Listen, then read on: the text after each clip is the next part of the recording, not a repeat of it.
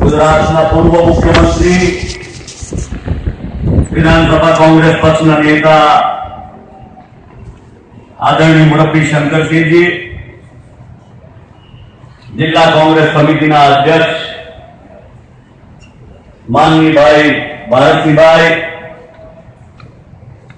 प्रदेश हमारा साथी माननीय भाई श्री इकबाल भाई,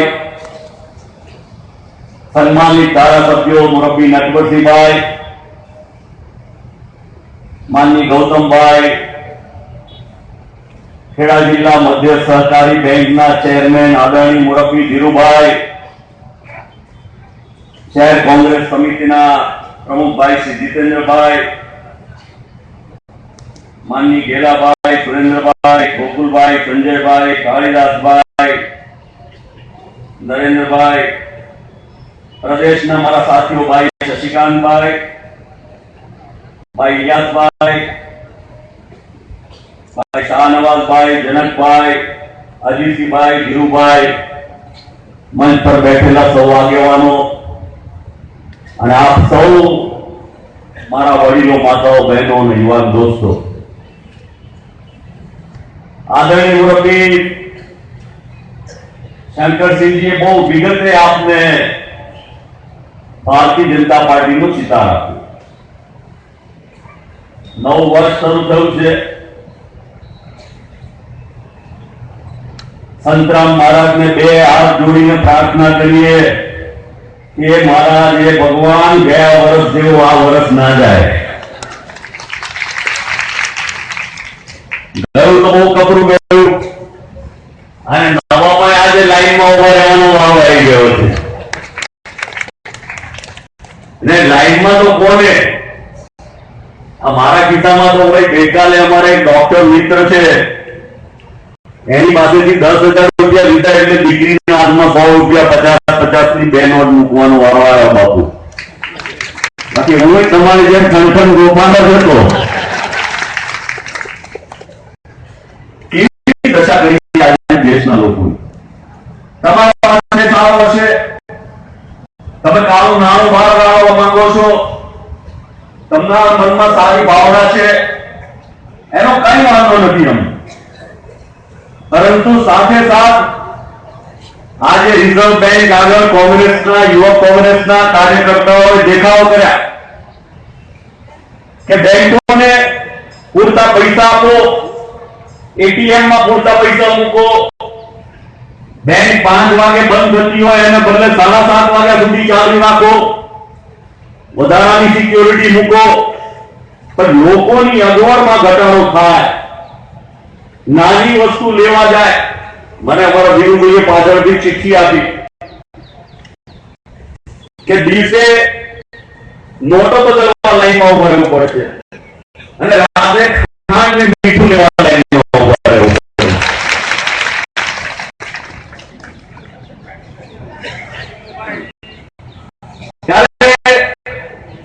भारतीय जनता पार्टी जे प्रकारना वचनो 2014 ની ચૂંટણી હું પણ લડ્યો, આ કોંગ્રેસના આશીર્વાદથી ગુજરાતની પ્રજાએ, મોરબીની પ્રજાએ, આણંદની પ્રજાએ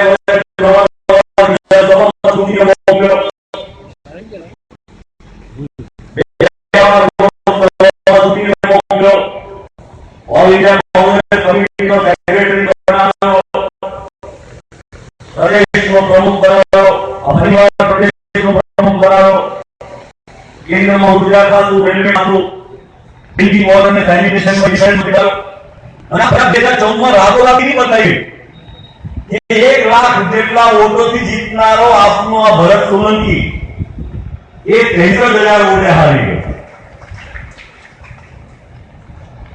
पहला गंगाजलनी बात करी, પછી ગૌ માતાની વાત કરી, પછી રામશીલાની વાત કરી, માતાઓ બહેનોએ કુમકુમ તિલકને ચાંદલા કરી, ઢોલ નગારા સાથે વાજતે ગાજતે ગામના પાદરે વહી ગયા અને એ આશા રાખી કે આ રામશીલા અયોધ્યા જશે અને અયોધ્યામાં રામનું મંદિર બંધાશે અને રામનું મંદિર બંધાશે તો આપણા સૌ સારાવાના થશે. રામનું મંદિર બંધાય તો ભરતને આનંદ થાય કે ના થાય? આ તો મંદિર બાંધ્યું સુબ્રમણ્ય સ્વામી બોલતા રહે છે, કાર્યકરો બહુ ભક્તો ફર્યા કરે છે. એક વાર ગ્વાલિયર ગયો હતો એટલે રામ ભક્તોની વાત મને યાદ આવી. લોકો મંદિરમાં જાય, ગુરુદ્વારામાં જાય, જઈને શિવનું મંદિર હોય ત્યાં 2-5 રૂપિયા 10 રૂપિયા મૂકે, પૂજારી કઈ પ્રસાદ આપે, લઈને ઘરે જાય, માથે ચડાવે, આશીર્વાદ માંગે કે અમારું ઘર કુટુંબ કલ્યાણ પરિવાર પડોશીને સુખી રાખજે. એવી જ રીતે શીખો હોય ગુરુદ્વારા જાય, લંગર લગાવે, આશીર્વાદ માંગે. એક હનુમાનજીનું મંદિર હતું તો મને થયું કે લાવો આમાંથી રામ ભક્તો નીકળ્યા. એમને પૂછ્યું કે તમે શું કામ કરો છો? તો કે અમે ભગવાનનું કામ કરીએ. બધા પૈસા ભેગા થાય એનું શું કરો? ત્યાં લોકો તો લંગર બનાવે છે, લોકો જાય છે, લોકોને પ્રસાદ આપે. તો તમે શું કરો? કે અમે બધા પૈસા ભેગા કરીને હવામાં ઉછાળીએ છીએ. જેટલા ભગવાનને ગમે એટલા ભગવાન લઈ જાય, બાકીના અમે લઈ લઈએ છીએ. આ રામ ભક્તો ભક્ત કદી કોઈનું ખાય નહીં, કોઈનું કઈ લે. પરંતુ ભારતીય જનતા પાર્ટી હવે જાણી ગઈ કે એમના દિવસો પૂરા થવાના. લોકશાહી 5 વર્ષ સરકાર નરેન્દ્રભાઈને એમ છે કે આ 5 વર્ષમાં જેટલું થાય એટલું ફરી લો.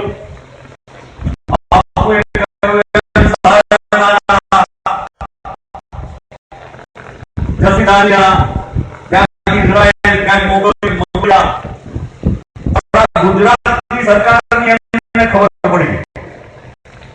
આનંદીબેન તો બિચારા ભલા વ્યક્તિ પણ એમની પાછળ પડી ગયા, અમે પાછળ ગયા અને પરિસ્થિતિનું નિર્માણ થયું. આનંદીબેન જિલ્લા તાલુકા પંચાયત હારી ગયા અને આપના આશીર્વાદથી ગુજરાતની 23 જિલ્લા પંચાયતો 154 તાલુકા પંચાયતો આપણે કોંગ્રેસને જીતાડી. ત્યારે કોઈ પત્રકાર મિત્રોએ પૂછ્યું કે આનંદીબેન તમે કેમ હારી ગયા? તો કેમ ભારતીય જનતા પાર્ટીની જિલ્લા તાલુકા પંચાયતોમાં હાર છે? એટલે આનંદીબેન કે અમારા તમામ કાર્યકર્તાઓ કોન્ટ્રાક્ટર બની ગયા એટલા માટે હાર છે. હવે આ કોન્ટ્રાક્ટરોના પૈસા કરાવે તો કાળું નામ બહાર આવે. જો ખરેખર કાળું નામ બહાર કાઢવું હોય એમની પાસે બેંકોના report, NPA account, non performing asset, એમાં દેશના લાખો કરોડો રૂપિયા લોકોના જમા એના કારણે ડૂબી ગયા. અને ખેડૂતને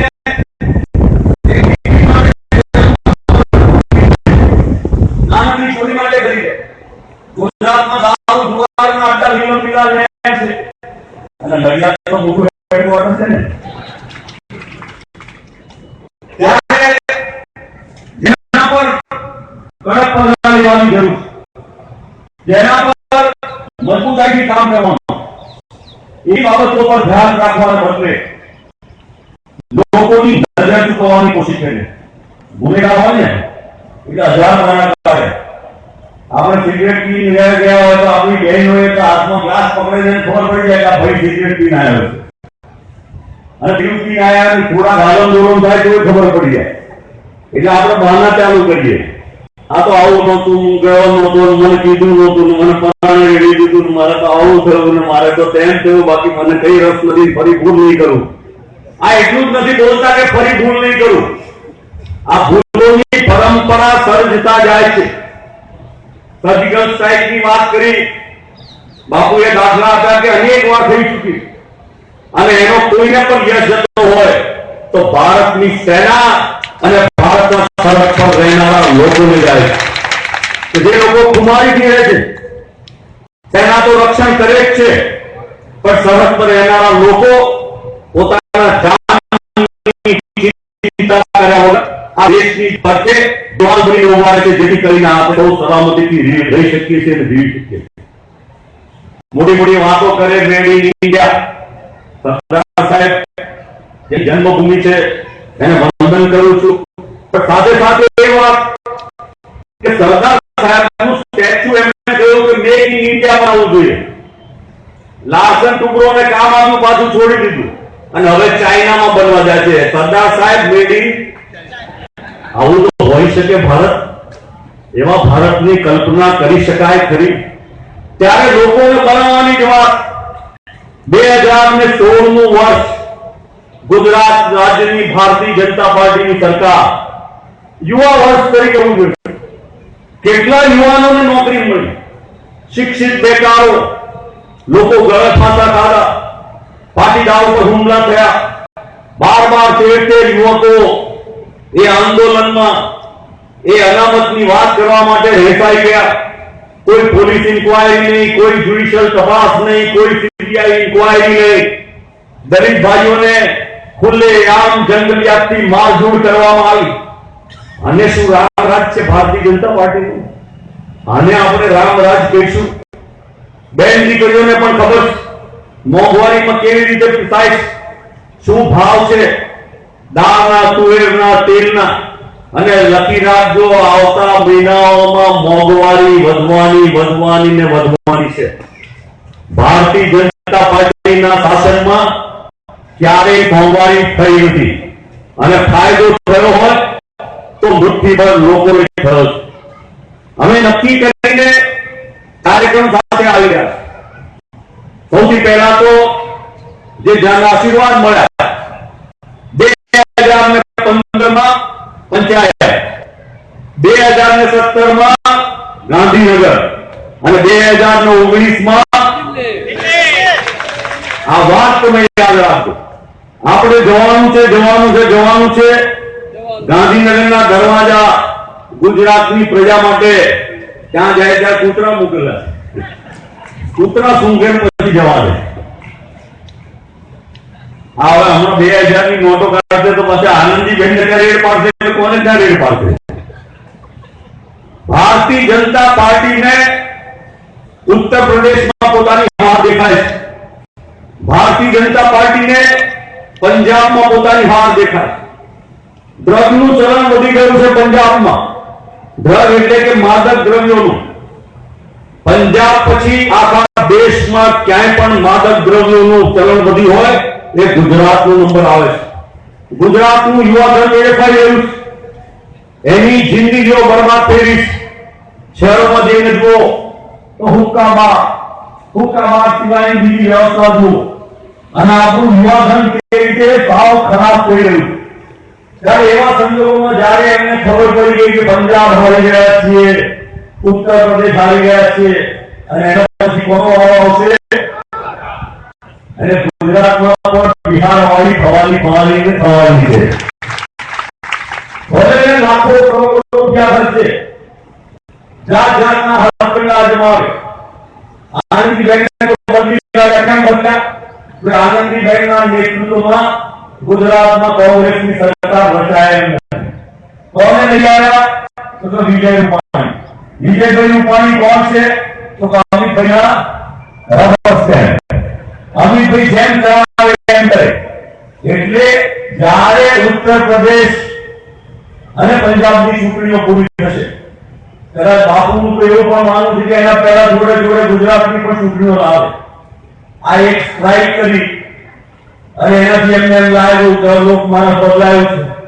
હવે 1000 અને 500 ની નોટ કેન્સલ કરી એટલે ગુજરાતની પ્રજાનું માઇન્ડ બદલાઈ જાય અને એવું કઈ ધક્કોડું કરીએ અને અમિત શાહને અહીંયા પાછા મોકલી દઈએ અને ગુજરાતનો હવાલો સોંપી દઈએ તો ગુજરાતમાં તોફાનો કરાવે, બુટલેગરોને બહાર કાઢે, ગુનાહિત લોકોને બહાર કાઢે, ખરીદવાનું કામ કરે, ધારાસભ્યોને લઈ જવાનું કામ કરે, ભાગલા પડાવવાનું કામ કરે, જ્ઞાતિવાદ ફેલાવે. અમારી તો તમને એક જ પ્રાર્થના છે. અહીંયા નવસર્જનનું જે ગીત વાગ્યું એમાં સૌની સુખાકારી માટે, મોંઘવારી દૂર થાય માટે, સૌનું જીવન સારું જાય એના માટે, સવારનો ભૂલો રખડેલો ઘરે સાંજે સલામત ઘરે પાછો આવે એના માટે, અને આવનારા સમયમાં ગુજરાતનું કલ્યાણ થાય, પ્રજાનું કલ્યાણ થાય, એ માટે અમે ચાહે સિંચાઈની વાત હોય, નર્મદા યોજના પૂરી કરવાની વાત હોય, જેના દ્વારા 50,000 કેનાલનું કામ પૂરું કરવાનું હોય, આ 9 સર્જનની વાત એટલે થોડી એ વાત આપને સમજાવો કે કેમ 9 સર્જન ગુજરાત. 1960 ગુજરાત અને મહારાષ્ટ્ર છૂટા પડ્યા મુંબઈ રાજ્યમાં. કોંગ્રેસનું નેતૃત્વ હતું ગુજરાતમાં 1960 જીવરાજભાઈ મહેતાની પહેલની સરકાર આવી અને સરકારે ગુજરાતની વિકાસની દિશા શરૂ કરી, ગુજરાતનું સર્જનનું કામ શરૂ કર્યું. ડેરીઓ બની, આપણી અમૂલ ડેરી બની, યુનિવર્સિટીઓ બની, ડેમ બન્યા, ઘરોળી, ઉકાઈ, કાકરાપાટ, શેત્રુંજી, સૌરાષ્ટ્રના ડેમો બન્યા, થર્મલ પાવર સ્ટેશનો બન્યા, હોસ્પિટલો બની, સિવિલ હોસ્પિટલ બની, મોટી અમદાવાદ બની, શિક્ષણ માટેની યુનિવર્સિટીઓ સ્થપાઈ, ગુજરાતનો કૂદકે ભૂસકે વિકાસ થતો ગયો. અને એ જમાનામાં કોંગ્રેસના શાસનમાં ગુજરાતનો વિકાસ દર 18% સુધી પહોંચ્યો. માથાથી ગાવામાં ગુજરાત સૌથી પહેલું, ભણતરમાં સૌથી પહેલું, નેતૃત્વમાં ગુજરાત સૌથી પહેલું. પણ જ્યારથી ભારતીય જનતા પાર્ટીની સરકાર ગુજરાતમાં આવી ત્યારથી શું થયું કે ગુજરાતની પ્રજાને કોંગ્રેસે ગામમાં જાઓ અને પૂછો કે પાણી ટાંકી કોણે બનાવી, તો કે સરકારે બનાવી. આ પંચાયત ઘર કોણે બનાવ્યું, તો કે સરકારે બનાવ્યું. આ પ્રાથમિક શાળા કોણે બનાવી, તો કે સરકારે બનાવી. આ રસ્તો કોણે બનાવ્યો, તો કે સરકારે બનાવ્યો. આ બધો વિકાસ કોણે કર્યો, તો કે સરકારે કર્યો. એટલે કે કોંગ્રેસની સરકારે એ જમાનામાં ગુજરાતની પ્રજાને ગુજરાતની પ્રોપર્ટીના માલિક બનાવ્યા. તો આપણે જે વાતો છે સમજો કે એ માલિકી કોની? સરકારની એટલે ગુજરાતની પ્રજાની. અને જેમ ભારતીય જનતા પાર્ટીની સરકાર આવી એટલે વાયબ્રન્ટ સમિટ, ઉદ્યોગપતિઓને બોલાવવા, ટાટાને કેટલું, તો કે 33,000 કરોડનો ફાયદો. એક જ કંપની 500 જણને પણ નોકરી નહીં અને એમાં ગુજરાતી 10 જણાય નહીં. અને છતાંય ગુજરાત સરકારની તિજોરીમાંથી કેટલી મદદ, તો કે 33,000 કરોડ રૂપિયાની. એક બાજુ મોટી મોટી વાતો કરી નરેન્દ્રભાઈએ કે તાપ્તી બેઝિનમાંથી, કેજી બેઝિનમાંથી કેટલો બધો ગેસ મળવાનો છે કે વિશ્વમાં સૌથી વધારે ગેસ મળવાનો. જીએસટીસી કંપની પૈસા નાખતી ગઈ, 1000 કરોડ, 2000 કરોડ, 5000 કરોડ, 10,000 કરોડ, 20,000 કરોડ રૂપિયા એ ગુજરાતની ટેક્સના પ્રજાના પૈસા એમણે જીએસટીસીમાં નાખી દીધા. અને કેટલું ગેસ મળ્યો, કેટલું તેલ મળ્યું, તો કે ટીપુડી. આવી છેતરપિંડી કરનારો કોઈ છેતરનારો મેં જોયો નથી. આવો કોઈ બહુ રૂપિયો લેવો નથી જે 11 લાખ રૂપિયાના સૂટ પહેરીને ગુજરાતના દેશની પ્રજાની સેવા કરતો. ત્યારે એવા સંજોગોમાં અમે નક્કી કર્યું છે કે અમે રાષ્ટ્રપતિને મળવાના છીએ, અમે સેન્ટ્રલ વિજિલન્સ કમિશનને મળવાના છીએ, અમે સેબીને મળવાના છીએ અને ત્યાં જઈને રજૂઆત કરવાના છીએ કે પોતાની પાકનો ભરો છુપાવવા માટે જીએસટીસી આખી કંપનીને ઓએનજીસીમાં ભેળવી દેવા માટેનું ષડયંત્ર ભારતીય જનતા પાર્ટી અને મોદી કરી રહી છે. અને ગુજરાતની પ્રજાએ આ બધાને સારી રીતે ઓળખવા જોઈએ. નાના નાના માણસો, એનો ખેડૂત બિચારો ક્યાંક વીજળીમાં ક્યાંક લંગર નાખ્યું અને પકડાય એટલે સીધું એને જેલના સળિયા પાછળ લઈ જવાની વાત કરવામાં આવે. અને આ ધોળા મોટા હાથી ચોર જેવા લોકો એ ખુલ્લેઆમ ફરે અને એ પ્રમાણે સાવકારીની વાતો કરે. ત્યારે નડિયાદ હું આપ સૌને ખાસના વિનંતી કરવા આવ્યો છું કે મહારાષ્ટ્રની પાસે એક વિનંતી કે આ નડિયાદ ડિસ્ટ્રિક્ટ એ તમે કોંગ્રેસને ફાળે આપો. ગાંધીનગરમાં કોંગ્રેસનો તિરંગો લહેરાશે, લહેરાશે, લહેરાશે.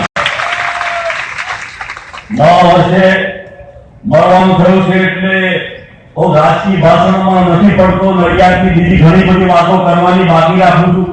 જયારે ચૂંટણી ટાઈમે આવીશ ત્યારે એ બધી વાતો કરીશું. આપ સૌને નવું વર્ષ ખૂબ સુખદાયી નીવડે, ફળદાયી નીવડે, આનંદદાયી નીવડે. જય મહારાજ, જય હિન્દ, જય જય ગરીબ ગુજરાત. હેલો ભાઈ, ખૂબ ખૂબ આભાર ભરતસિંહજીનો કે જેમણે પણ એક વિચારોને